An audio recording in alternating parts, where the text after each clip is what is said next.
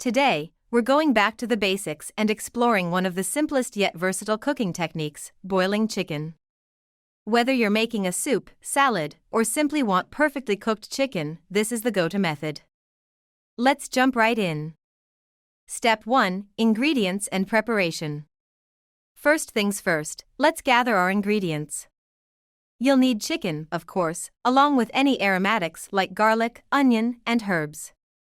Also, make sure to have a pot, water, and some salt handy. Step 2. Clean and season the chicken. Before boiling, give your chicken a good rinse under cold water. Pat it dry with a paper towel.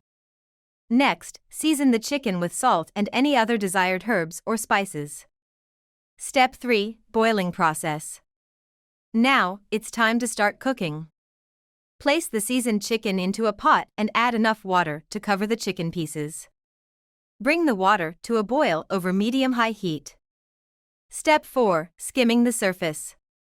As the water comes to a boil, you might notice some foam or impurities rising to the surface. Use a ladle or a spoon to skim off any foam. Step 5. Simmering and cooking time.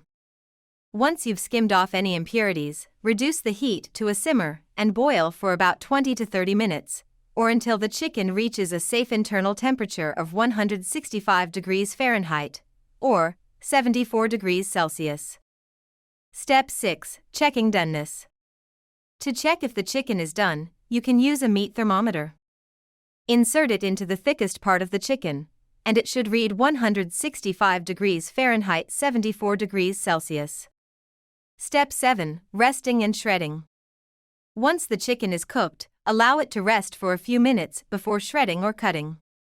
And there you have it, a simple and effective way to boil chicken. Whether you're using it for soups, salads, or any other dish, boiling chicken is a versatile and essential cooking skill.